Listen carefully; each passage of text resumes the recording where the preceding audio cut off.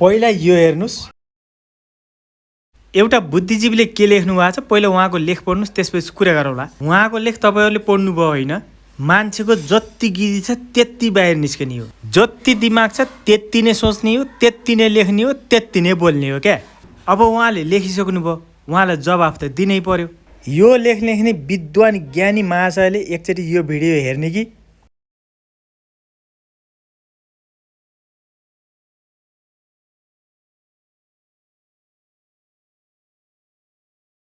ए विद्वान ज्ञानी महाशय, तिम्रो चित्त बुझ्यो कि बुझेन कि फेरि दोहोऱ्याएर देखाइदिउँ?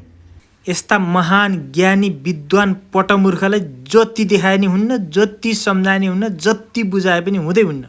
यी अन्धा भक्त दासहरू सधैँ मालिकको सेवा गर्नमा रमाउँछन्, खुसी हुन्छन्। यिनलाई सम्झाउन खोज्नु, बुझाउन खोज्नु, आँखा देखाउन खोज्नु र स्वतन्त्र दिलाउन खोज्नु भनेको मूर्खता हो।